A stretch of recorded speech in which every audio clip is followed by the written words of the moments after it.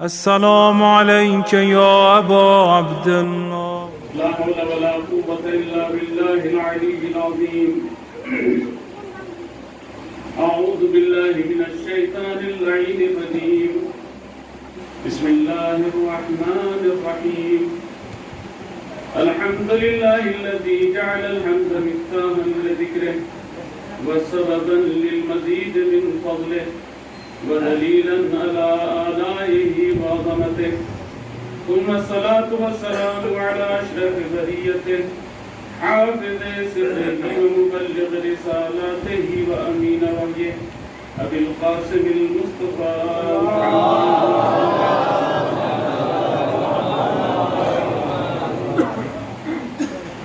الذين أذهب الله عنهم الرجس وطهرهم تطهيرا.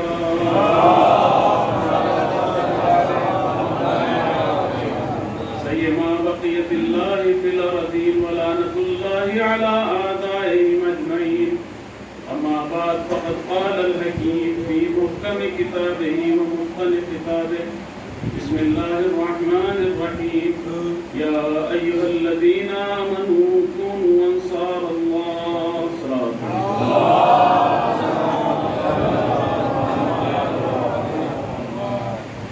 بارگاہ خدا عالم میں شکر گزار ہیں کہ ہمیں توفیق ملی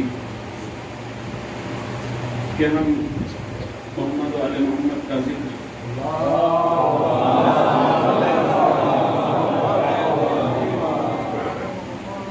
اس میں شامل ہو کر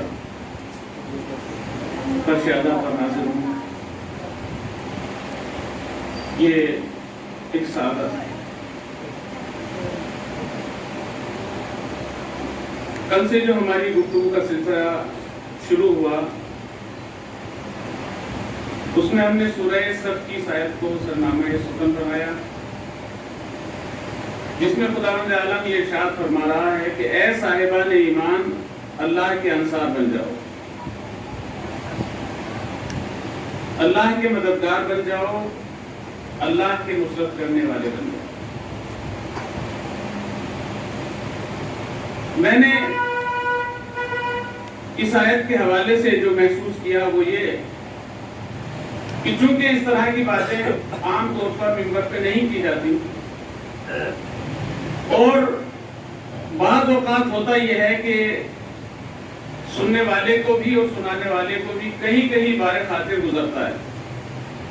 اگر کوئی نئی بات یا اس طرح کا کوئی نیا پہلو اگر پیش کیا جائے تو کہیں کہیں وہ بار خاطر گزرتا ہے. لہٰذا مجھے کچھ بزرگوں نے متوجہ کیا اس بات کی طرف. انشاءاللہ میں کوشش کروں گا کہ نہایت مطالب کو آسان زبان میں اور اپنے چھوٹے بھائیوں کے لیے چھوٹے بچوں کے لیے بھی اس طرح سے عرض کروں کہ تاکہ بات ایک حد تک پہنچ جائے. درود پڑھ لیجیے بر محمد.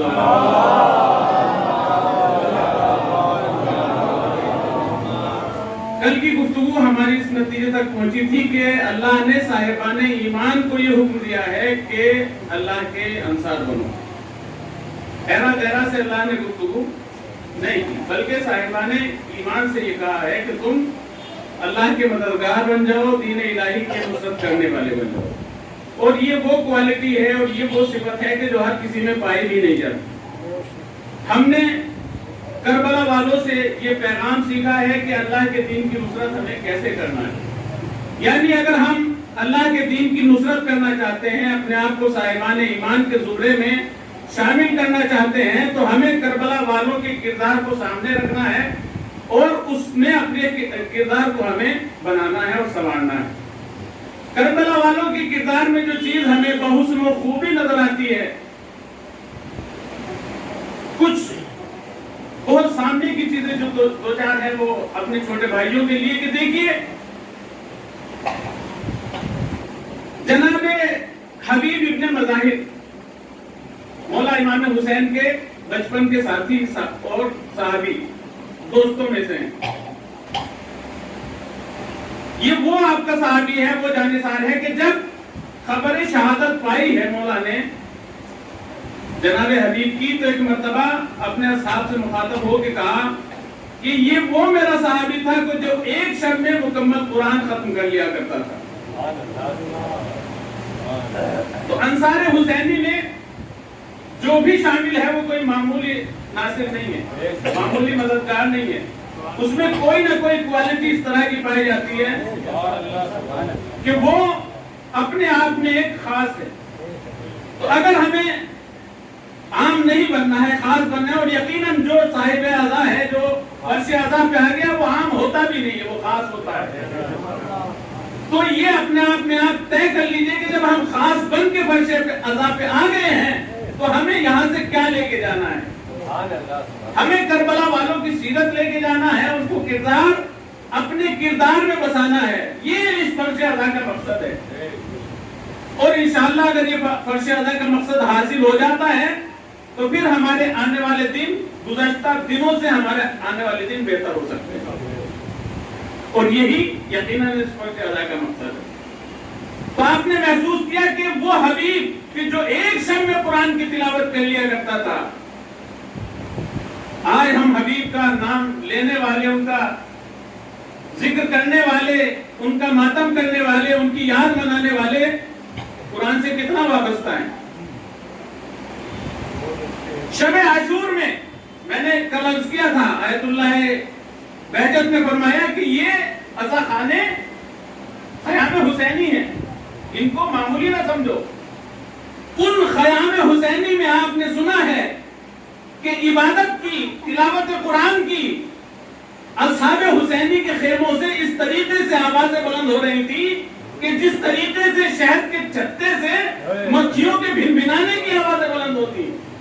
یہ شب عاشور کا منظر ہے، اور اس سے بڑھ کر اس منظر کو کون بلا سکتا ہے کہ سر و تن میں جدائی کے بعد لوگوں نے دیکھا کہ مولا امام حسین کے سر نے تلاوت کلام کی ہے، چاہے وہ کوفے کا بازار ہو یا شام کا بازار ہو۔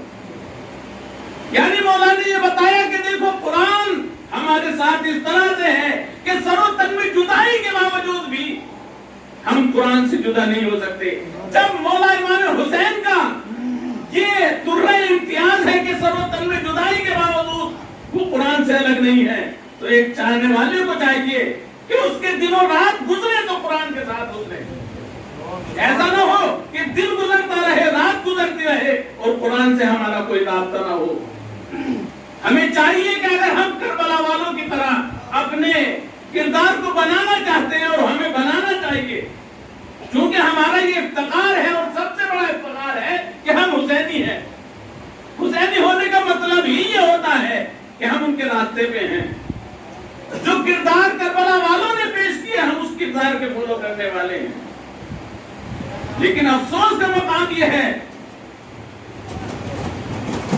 کہ ہم ان کے کردار کو اپنانا چاہتے ہیں، ان کی زندگی کو اپنانا چاہتے ہیں، ان کے جیسا ہم بننا چاہتے ہیں، لیکن کہیں نہ کہیں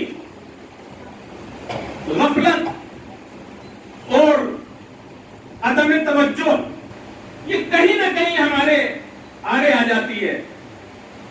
ہم کہیں نہ کہیں اہم چیزوں کو مہم چیزوں پہ مقدم نہیں کر پاتے، جس کی وجہ سے، اور یہ ہماری عزاداری میں اور ہمارے جو اس طرح کے پروگرام ہیں ان میں ہم اس بات کو سمجھ سکتے ہیں کہ ہمیں کن چیزوں کو مقدم رکھنا چاہیے اور کن چیزوں پہ زیادہ توجہ کرنی چاہیے۔ ہم نے کچھ چیزیں غلط ایڈریس پہ ڈھونڈنا شروع کی ہیں۔ قرآن نے جس طریقے سے یہ حکم دیا ہے کہ تدبر کرو، غور و فکر کرو، آیات الہی میں غور و فکر کی دعوت دی گئی ہے، اسی طریقے سے ذکر محمد و آل محمد میں بھی غور و فکر کی دعوت دی گئی ہے۔ ذکر محمد و آل محمد جب ہم کرتے ہیں تو ایسا نہیں کہ خالی ذکر کرو، واہ واہ کرو، داد لو اور بات تمام ہو جائے، نہیں۔ خدا کی قسم یہ ذکر وہ ہے جو انسان کی سیرت کو بناتا ہے، جو انسان کے کردار کو بناتا ہے۔ جو قرآن کی آیات کی دلیل ہے وہی ذکر کی دلیل ہے۔ جو قرآن کی آیات میں انسان کو درس اور سبق ملتا ہے وہی اس فرش اعلیٰ پہ ذکر محمد و آل محمد میں انسان کو حاصل ہوتا ہے۔ اور قرآن کو یہی تو شکوہ ہے انسانیت سے ایک آیت میں قرآن کی ارشاد ہو رہا ہے لو کننا نسمع و نعقل ما کننا اصحاب السعیر. جب اہل جہنم سے پوچھا جائے گا کہ تمہیں کس چیز نے جہنمی بنا دیا، تو اہل جہنم کا معلوم ہے جواب کیا ہوگا؟ جب ان سے معلوم کیا جائے گا کہ تمہیں کس چیز نے جہنم تک پہنچایا، یہ نہیں کہیں گے کہ ہم نماز نہیں پڑھتے تھے، ہم فلاں کام نہیں کرتے تھے. کیا جواب ہوگا؟ قرآن کی آیت کہہ رہی ہے لو کننا نسمع و نعقل ما کننا اصحاب السعیر. اگر ہم غور و فکر کرتے، اگر ہم سنتے تو ہم کبھی بھی جہنمی نہ ہوتے. عزیزو، غور و فکر کا مقام یہ ہے. قرآن نے متعدد جگہ پر، مختلف جگہوں پر اس کا حکم دیا ہے کہ غور و فکر کرو. عزا خانے میں کس لیے آئے ہو؟ اپنے آپ کو حسینی بنانا چاہتے ہو تو حسینی کردار لے کر عزا خانے سے واپس پلٹو. ایک اپنے اس امام سے عہد و پیمان کر کے عزا خانے سے واپس پلٹو. مولا ٹھیک ہے، اب تک جو ہم نے کیا لیکن یہ مجلس عزا کسی نے بہت اچھا کہا، میں نے سوچ سلام کے ذریعے یہ پیغام سنا. یقیناً حقیقت ہے کہ مجلس حسینی میں زندگی بدلنے کے گر سکھائے جاتے ہیں، حور بنائے جاتے ہیں. بہت بڑی جبر محمد و آل محمد.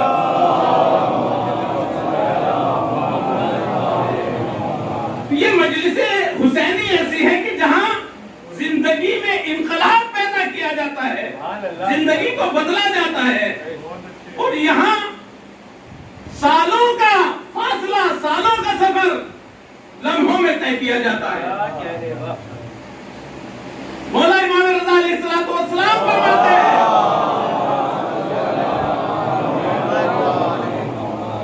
فرماتے ہیں کہ کلنا سبل النجات.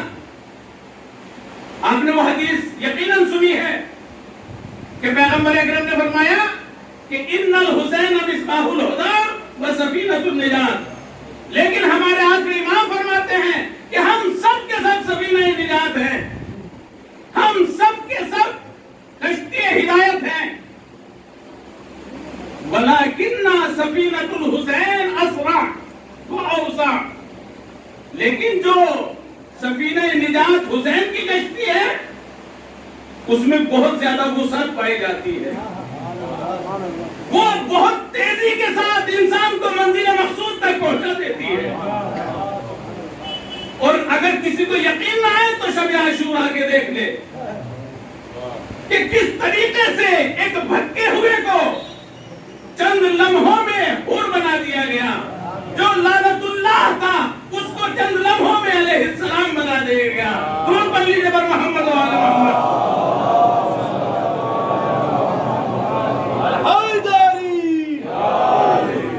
تو یہ مجلس عزائے حسینی ہے، اس میں غور و فکر کی دعوت دینی چاہیے.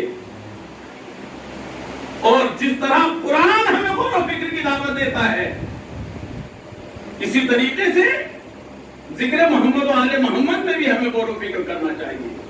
تو اصحاب حسینی کی ایک بہت بڑی صفت یہ ہے کہ وہ قرآن سے اس طرح سے وابستہ ہیں کہ روز و شب ہوتے ہیں تو قرآن کے ساتھ، قرآن سے الگ نہیں ہے. کیونکہ پیغمبر اکرم نے ہدایت کے لیے یہی تو دو چیزیں چھوڑی ہیں، ایک اللہ کی کتاب قرآن اور دوسرے اہل بیت. اور یہ بھی فرما دیا ہے کہ لن یفترقا ابدا. یہ دونوں جدا ہونے والے نہیں ہیں. یعنی جہاں قرآن ہے وہاں اہل بیت ہے، اور جہاں اہل بیت ہے وہاں قرآن ہے. نہ قرآن کو اہل بیت سے جدا کیا جا سکتا ہے، نہ اہل بیت کو قرآن سے جدا کیا جا سکتا ہے. ہمارے علماء نے بتایا ہے، مثال کے طور پر آج چونکہ زمانے غیبت میں ہم زندگی گزار رہے ہیں اور ہم اب اپنے وقت کے امام کی اگر زیارت بھی کرنا چاہیں، واقعی چاہنے والوں کے لیے لمحہ فکریہ ہے کہ ایک وہ زمانہ تھا کہ جب امام ظاہر ہوتے تھے اور چاہنے والا دنیا کے کسی بھی گوشے و کنار میں ہوتا تھا تو تو وہ زیارت کا اشتیاق لے کر سفر کرتا تھا، اگرچہ اس کو کئی دنوں کا کئی مہینوں کا سفر کرنا ہوتا تھا، لیکن اس کے بعد باوجود بھی وہ انسان امام کی زیارت سے مشرف ہوتا تھا۔ لیکن آج جب زمانے غیبت میں ہم زندگی گزار رہے ہیں تو ہم اگر اپنے زمانے کے امام کی زیارت کرنا بھی چاہیں اور ہم سفر کریں بھی تو ہم کہاں کا سفر کریں؟ یہ لمحہ فکریہ ہے یا نہیں کہ چاہنے والے کے دل میں اگر امام کی زیارت کی طرف ہو تو وہ کہاں جائے؟ آیت اللہ بہجت فرماتے ہیں کہ اگر کسی چاہنے والے کے دل میں یہ طرف ہو کہ وہ وقت کے زمانے کے امام کی زیارت کرے تو اس کو چاہیے کہ وہ قرآن کھول کر سامنے رکھے۔ یہ علماء نے ہمیں تہذیب دی ہے کہ دیکھو ادھر ادھر کہیں جانے کی ضرورت نہیں ہے، اگر تم وقت کے امام کی زیارت کرنا چاہتے ہو تو قرآن کھول کے سامنے رکھو، کیونکہ قرآن کے ساتھ ہی ہیں، یہ قرآن سے کبھی جدا نہیں ہے۔ درود پڑھ لیجیے محمد وآل محمد۔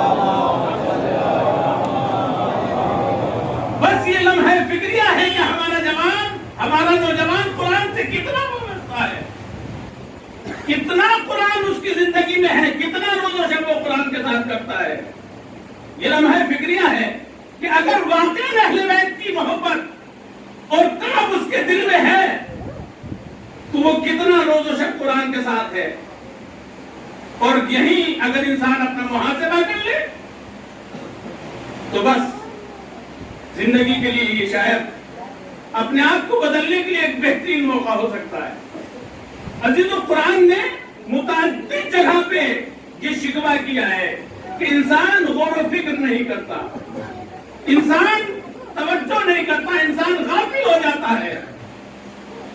قرآن نے بھی کہا، ہمارے ائمہ نے بھی اس بات کو متوجہ کرایا ہے۔ مولا کائنات نہج البلاغہ میں یہ فقہ آپ حضرات نے پڑھا ہوگا، آپ فرماتے ہیں الناس نیام، لوگ سوئے ہوئے ہیں۔ آپ نے دیکھا ہے انسان سوتا ہے تو اس کی آنکھ بند ہو جاتی ہے، لیکن کچھ لوگ کھلی ہوئی آنکھوں سے سوتے ہیں۔ یہ غافل انسانوں کا سونا ہے۔ کچھ چیزیں آنکھ کھول کر نظر آتی ہیں اور کچھ چیزیں ایسی ہوتی ہیں کہ جب آنکھ بند کرو تب نظر آتی ہیں۔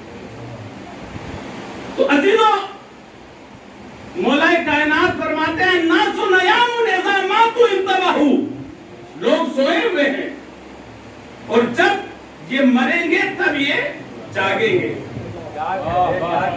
مولا کائنات کا فقرہ آپ سمجھیے، ایک ایک فقرہ قرآن کی ایک ایک آیت کی طرح انسان کی زندگی میں بدلاؤ کے لیے، انقلاب برپا کرنے کے لیے کافی ہے۔ درود پڑھ لیجیے محمد وآل محمد۔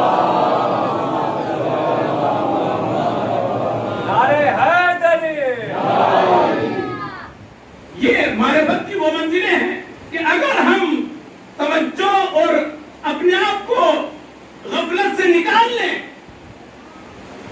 تو پھر ہم معرفت کی ان منزلوں پہ آ جائیں گے کہ قرآن سے بھی ہمیں درس ملے گا، اہل بیت کے ذکر سے بھی ہمیں سبق ملے گا، لیکن شرط یہ ہے کہ ہم غافل نہ ہوں، ہم متوجہ ہوں، ہم بیدار ہوں۔ مولا فرماتے ہیں لوگ سوئے ہوئے ہیں، جب مریں گے تو جاگیں گے۔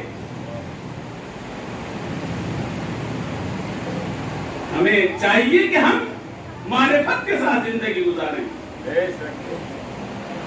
معرفت یہ زندگی کی وہ بنیاد ہے کہ جس کے بغیر کوئی بھی چیز شاید قابل قبول تو ہو لیکن مکمل نہیں ہوتی۔ اور خاص طور پر جو علی کے چاہنے والے ہیں، مولا فرماتے ہیں، آپ کا ایک فقرہ بہت مشہور فقرہ ہے کہ اِنَّا قَوْمًا عَبَدُوا اللَّهَ رَحْبَةً فَهُوَ عِبَادَةُ التُّجَّارِ، یعنی ہم نماز بھی پڑھتے ہیں تو ہماری نمازوں کا کیا عالم ہوتا ہے، ہم روزے بھی رکھتے ہیں تو ہمارے روزوں کا کیا عالم ہوتا ہے، ہم اور دوسری ہوتا ہے. یعنی غفلتوں میں نمازیں، غفلتوں میں روزے، غفلتوں میں عبادتیں. ہماری عبادت کو معرفت کے ساتھ ہونا چاہیے. مولا فرماتے ہیں کہ کچھ لوگ ایسے ہیں جو اللہ کی عبادت کرتے ہیں لالچ کی وجہ سے. ان قوما عبدوا اللہ رغبتا وهو عبادت التجار. کچھ لوگ اللہ کی عبادت لالچ میں کرتے ہیں. کیا لالچ ہوتا ہے؟ چلیے ٹھیک ٹائم پہ نماز پڑھ لیتے ہیں جنت ملے گی. یہ ہوتا ہے نہیں ہوتا ہے؟ یہاں فرماتے ہیں کہ ان قوما عبدوا اللہ رہبتا وهو عبادت العباد. کچھ لوگ دوزخ کے خوف میں اللہ کی عبادت کرتے ہیں. یہ غلاموں والی عبادت ہے. جو جنت کی لالچ میں عبادت کرتے ہیں وہ تاجروں والی عبادت ہے. جو دوزخ کے خوف میں عبادت کرتے ہیں وہ غلاموں والی عبادت ہے. اور پھر آپ فرماتے ہیں اور جملے کو سمجھیے اور پہچانیے کہ ہم کس علی کے پیروکار ہیں اور کس علی کی پیروی کرنے والے ہیں. اور ہم بھی اسی طریقے سے اگر عبادت کریں گے تو یقیناً ہم مولا کائنات کے سچے پیروکار ہوں گے اور اپنی مقام اور منزلت کو بھی آپ پہچانیں گے. پھر مولا کائنات یہ فرماتے ہیں کہ ما عبدتک، بارگاہ خداوند عالم میں فرماتے ہیں کہ اے خدا میں نے تیری عبادت کی، نہ تو جنت کی لالچ میں تیری عبادت کی، نہ دوزخ کے خوف میں تیری عبادت کی، بلکہ تجھے اس لائق پایا ہے کہ تو قابل عبادت ہے تو میں نے تیری عبادت کی. دور پڑھ لیجیے بر محمد و آل محمد.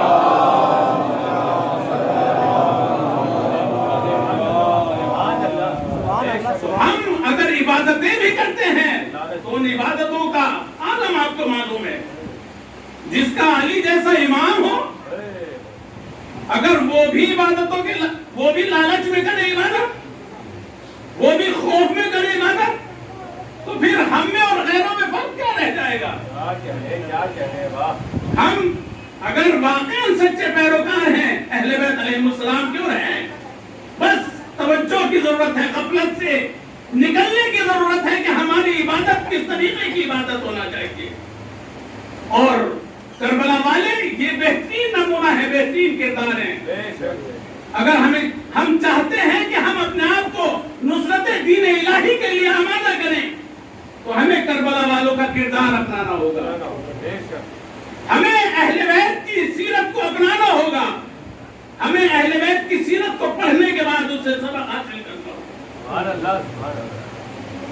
اور اگر ایسا نہیں کیا تو پھر ہم شاید انہی لوگوں کے زمرے میں آ جائیں جن کے بارے میں مولا نے فرمایا کہ لوگ سوئے ہوئے ہیں، جب یہ مریں گے تو جاگیں گے. اور غالباً محمد علی جوہر نے بھی یہی بات کہی تھی کہ انسان کو بیدار تو ہو لینے دو. کیا کہا تھا محمد علی جوہر نے؟ انسان کو بیدار تو ہو لینے دو. یعنی اس کا مطلب یہ ہے کہ انسان سویا ہوا ہے. یہ کون سا سونا ہے؟ یہ کھلی ہوئی آنکھوں کا سونا ہے. یعنی انسان سوئے ہوئے ہیں، انسانیت سوئی ہوئی ہے. انسان کو بیدار تو ہو لینے دو. ہر قوم پکارے گی ہمارے ہیں حسین. یعنی اس کا مطلب یہ ہے کہ انسانیت کو جگانے کی ضرورت ہے، انسانیت کو بیدار کرنے کی ضرورت ہے. انسانیت بیدار ہوگی تو سمجھے گی کہ حسین کون ہے اور حسین کا کلمہ پڑھے گی. درود پڑھ لیجیے بر محمد و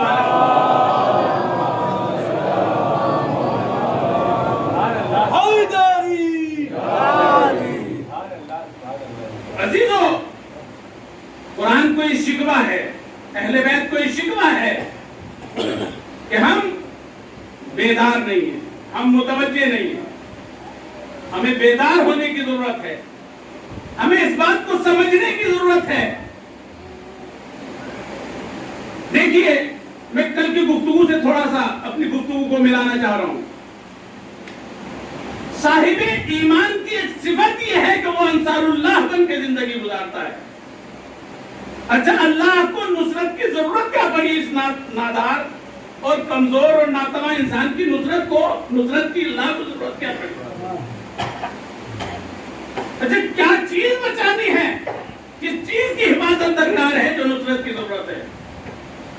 دیکھیے بہت زیادہ تفصیل تو میں یہاں نہیں بیان کر پاؤں گا، لیکن جو چیز میں کہنا چاہ رہا ہوں کہ چونکہ اللہ کا نظام دین اسلام اس کی حفاظت مقصود ہے. مولا امام حسین نے کربلا میں جو اتنی عظیم قربانی دی کیا بچایا؟ ہم یہی تو کہتے ہیں دین اسلام کو بچایا، اور یہ سچائی بھی ہے. اور کربلا میں جو امام نے حل من ناصرین ینصرنا کی آواز بلند کی تھی، وہ نصرت بھی اسی لیے طلب کی تھی کہ دین اسلام کی حفاظت کرنا. اپنی جان بچانے کے لیے حسین نصرت طلب نہیں کر رہے تھے، اصل مقصد ہے دین الہی کا طرف تحفظ. اللہ کا وہ پیغام جو رسول اسلام کے ذریعے جبرائیل کے توسط سے انسانیت کی ہدایت کے لیے اللہ نے بھیجا، اس کو دین اسلام کہا گیا. وہ قانون، وہ نظام، اور غدیر میں اس نظام کو مکمل کرنے کے بعد، اس کی تکمیل کے بعد یہ اعلان کر دیا گیا کہ اب یہ دین مکمل ہے. لیکن اس سے پہلے اعلان ولایت کیا گیا. اعلان ولایت اور امامت کے بعد پیغمبر نے اعلان کر دیا کہ آج دین مکمل ہو گیا، آج نعمتیں تمام ہو گئی، دین مکمل ہے، دین میں کسی طرح کی کوئی کمی نہیں ہے. لیکن اس کو ضرورت ہے تحفظ کی، اور امامت اس نظام کو تحفظ کرنے کے لیے وہ نظام ہے جس کو ہم یوں بھی کہہ سکتے ہیں کہ ولایت علی ابن ابی طالب حصنی، جس میں کہا گیا کہ علی علیہ السلام کی ولایت ایک قلعہ ہے. یعنی گویا یہ نظام اسلام، یہ اللہ کا دین اس قلعے کے اندر ہے. جب کوئی چیز قلعے کے اندر محفوظ ہو جاتی ہے تو پھر وہ مکمل بھی ہوتی ہے، اس کو کوئی خطرہ بھی نہیں ہوتا. تو یہ بات طے ہے کہ جو اللہ کا نظام آیا ہے وہ مکمل ہے، اس میں کوئی کسی طرح کی کمی نہیں ہے. لیکن اس کے تحفظ کے لیے جو چیز ضروری ہے وہ نظام امامت ہے. اور پیغمبر نے غدیر میں نظام امامت کا اعلان کرنے کے بعد یہ بتا دیا کہ آج کے بعد یہ دین مکمل ہے، اس میں کوئی کمی نہیں ہے. لیکن یہ یاد رکھنا، اسی وقت پیغمبر نے یہ دعا بھی کی، اللہم والمن والا ہو وعاد من آدا ہو وانصر من نصرہ واخذل من خذلہ. پیغمبر نے من کنت مولا ہو فہذا علی مولا کے اعلان کے ساتھ یہ دعا بھی کی بارگاہ خدا میں کہ خداوند عالم جو ان کی نصرت کرے تو ان کی نصرت کرنا، جو ان کو اکیلا چھوڑ دے تو ان کو اکیلا چھوڑ دینا، جو ان کے ساتھ رہے تو ان کے ساتھ رہنا. یعنی پیغمبر یہ بتانا چاہ رہے تھے کہ ان کی نصرت کرنا در واقع ان کی نصرت نہیں ہے، بلکہ دین خدا کی نصرت ہے، دین الہی کی نصرت ہے. درود پڑھ لیجیے پر محمد و علیہ.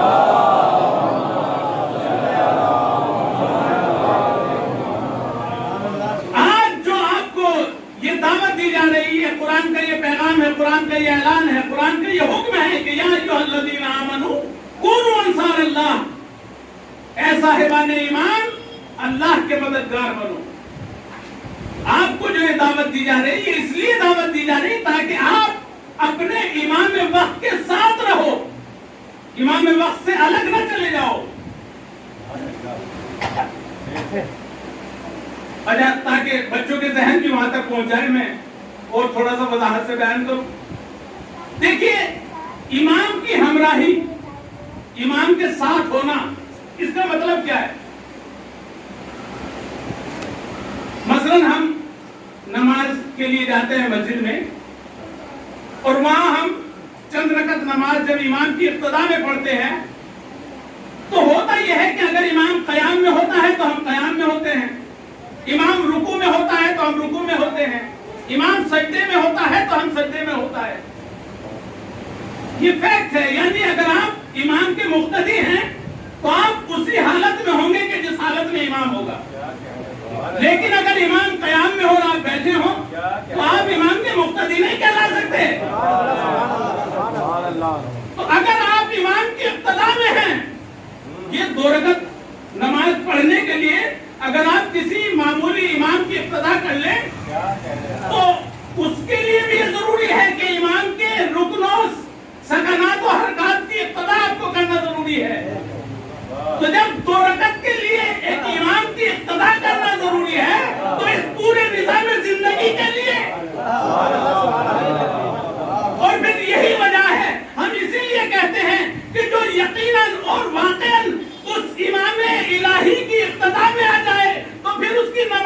نہیں زندگی کا ہر کام عبادت بنتا ہوا نظر آتا ہے. قربانی جناب محمد اور آل محمد.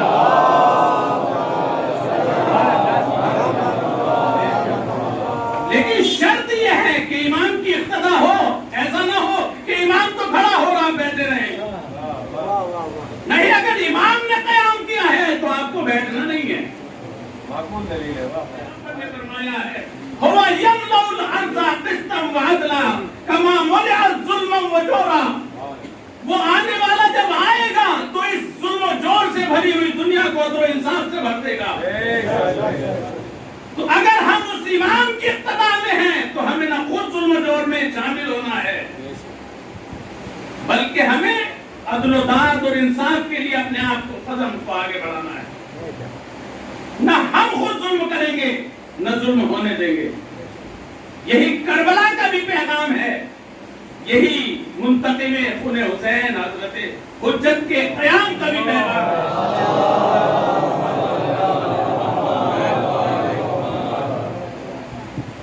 ہم یقیناً ان کے پیروکار ہیں, لیکن ہمیں چاہیے کہ ہم تھوڑا متوجہ ہوں, ہم غافل نہ ہوں.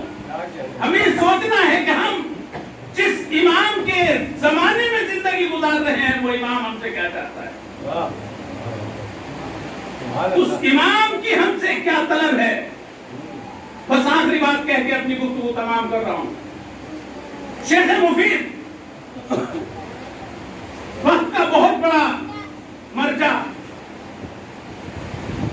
انہوں نے اپنے یہ غالباً غیبت کبریٰ کے زمانے میں انہوں نے زندگی پائی, اور اس وقت انہوں نے اپنے زمانے کے امام کو ایک خط لکھا. جب خط لکھا تو اس میں آخر میں یہ بھی لکھا کہ مولا یہ بتائیے کہ آپ کب ظہور فرمائیں.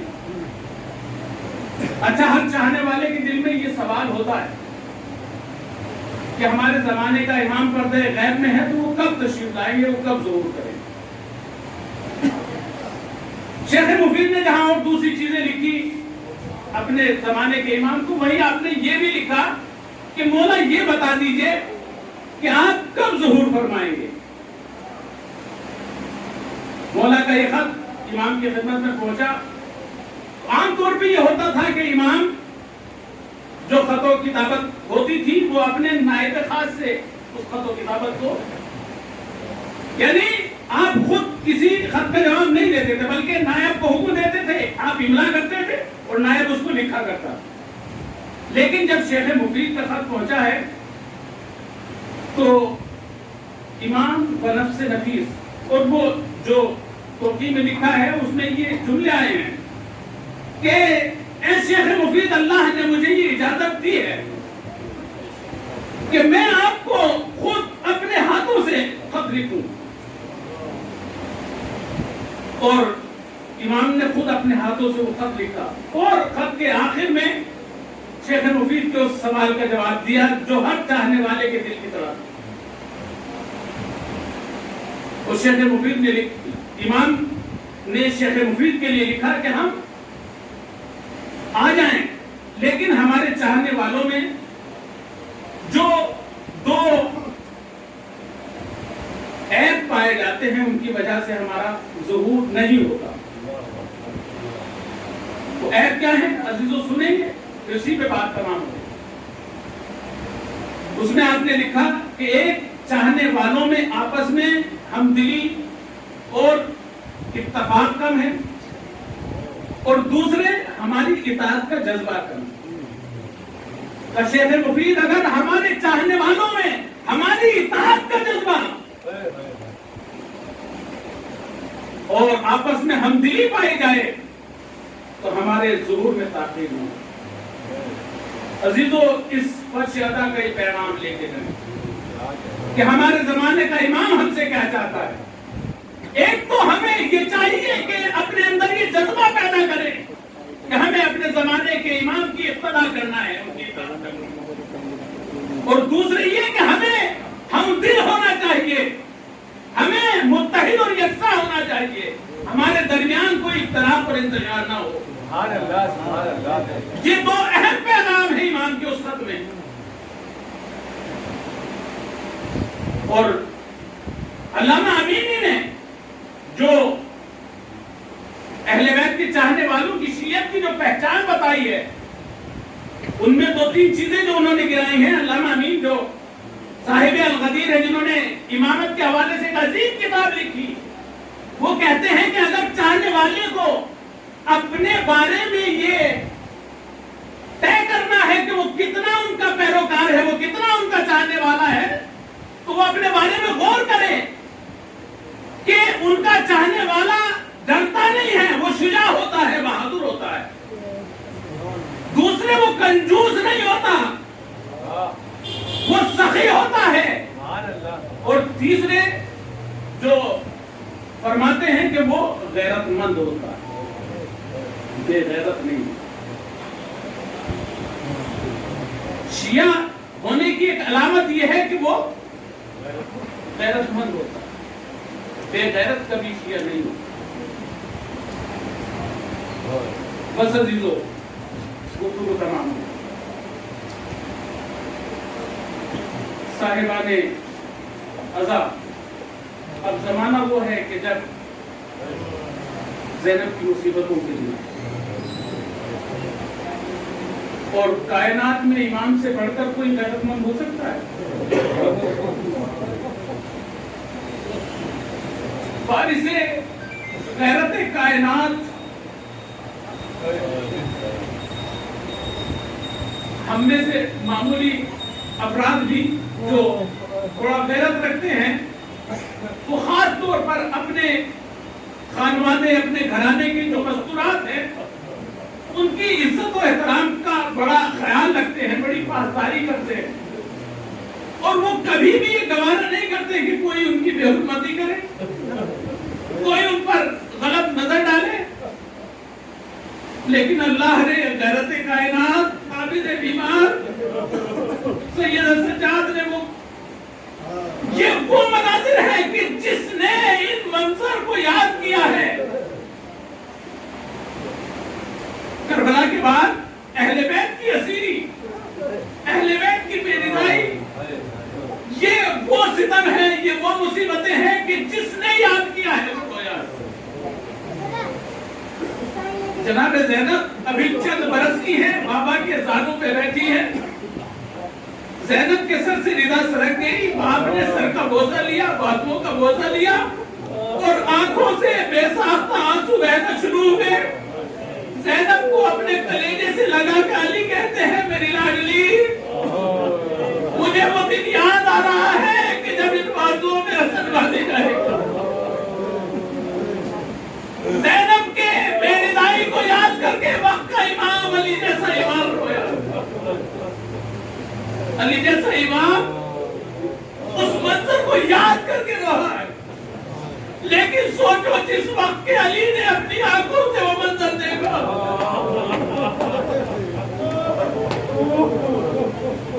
اللہ اکبر، تاریخ یہ کہتی ہے کہ سید سجاد کربلا سے کوفہ سے شام تک گئے ہیں، لیکن مولا ارے پورے سفر میں اپنی نظروں کو جھکائے رہے.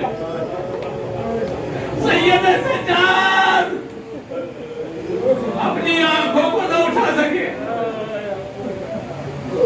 اللہ اکبر. صداروں، ایک 2-3 باتیں میں کہہ کے گفتگو تمام کر رہا ہوں، ذرا سا آپ محسوس کریں گے. 11 تاریخ محرم کی جب آئی ہے،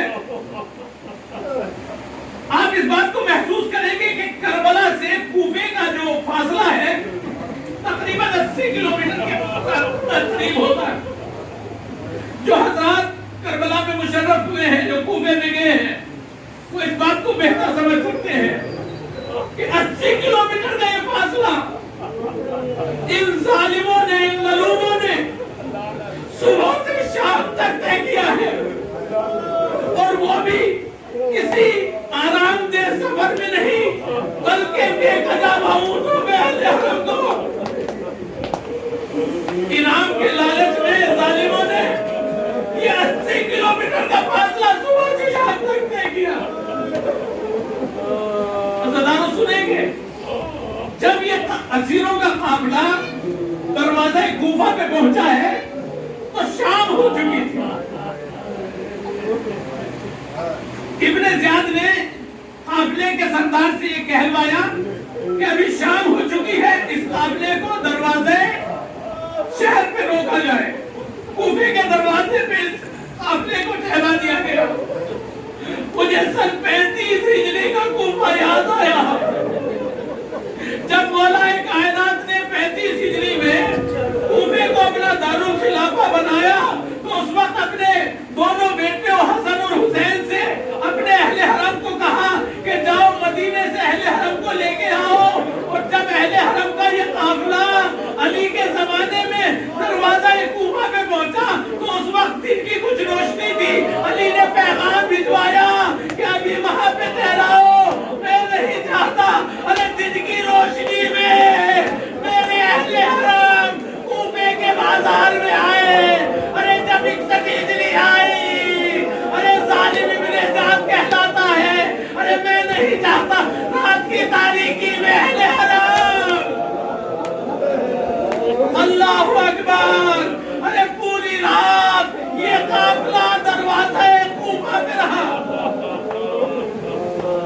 اور جب صبح ہوئی ہے عزاداروں، اور ایک منادی ندا جاتا کہتا جاتا تھا کہ یہ حسین کے اہل حرم ہیں، یہ رسول کے اہل حرم ہیں، آؤ ان کا تماشا دیکھو۔